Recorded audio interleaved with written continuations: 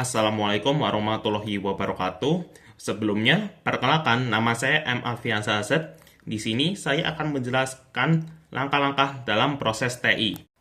Oke, pada video kali ini kita akan membahas alur serta penyusunan strategi TI berdasarkan 10 komponen penting pada proses TI. Urutan ini merupakan langkah-langkah yang paling tepat dan umum digunakan untuk perencanaan strategis untuk bidang teknologi informasi. Lalu, mari kita mulai. Oke, langkah yang pertama yaitu visi dan misi. Setiap strategi organisasi harus dimulai dari visi dan misi. Visi digunakan untuk menggambarkan tujuan jangka panjang, sedangkan misi digunakan untuk menjelaskan cara untuk mencapainya. Strategi TI wajib mengacu pada visi dan misi agar seluruh arah pengembangan perusahaan teknologi tetap konsisten dengan arah organisasi. Oke, langkah selanjutnya adalah analisis SWOT. Setelah visi dan misi ditetapkan, langkah berikutnya adalah melakukan analisis SWOT. Analisis ini menilai kekuatan atau strength, kelemahan atau weakness, peluang atau opportunities, serta ancaman atau threats yang relevan dengan kondisi organisasi. SWOT menjadi dasar awal dalam melihat posisi organisasi sebelum menyusun strategi IS atau IT. Selanjutnya adalah IS atau IT Strategy Process.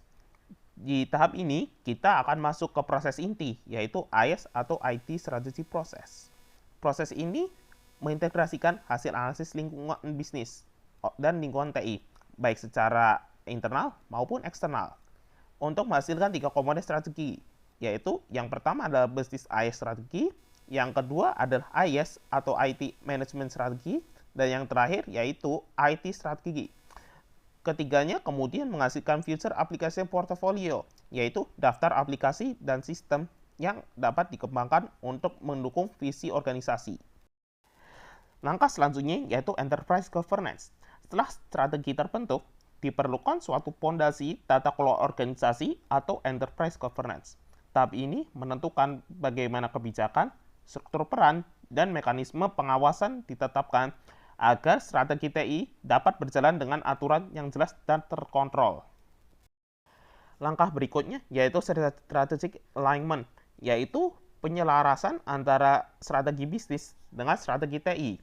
Pada tahap ini, organisasi memastikan bahwa setiap inisiatif TI benar-benar mendukung tujuan bisnis dan memberikan nilai yang nyata.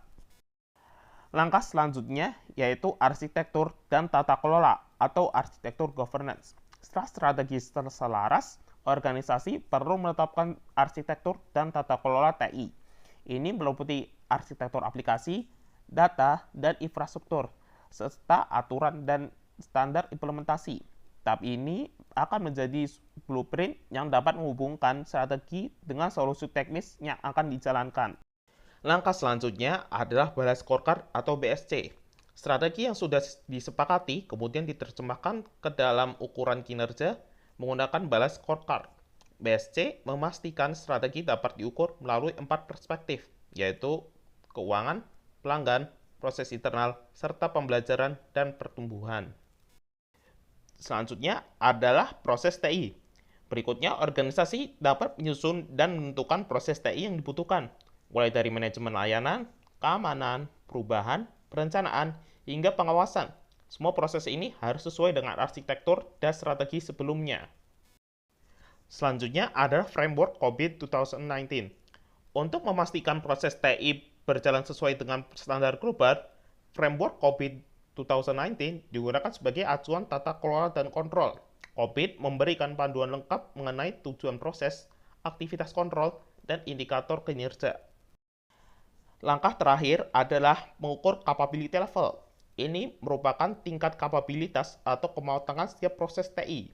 Pengukuran ini memberikan gambaran jelas mengenai kondisi saat ini, gap yang sudah ada, serta rencana peningkatan untuk masa yang akan datang.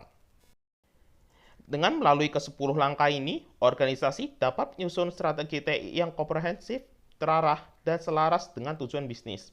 Proses ini memastikan teknologi memberikan nilai optimal bagi organisasi di masa kini maupun di masa yang akan datang. Sekian dari saya, kurang lebih mohon maaf. Wassalamualaikum warahmatullahi wabarakatuh.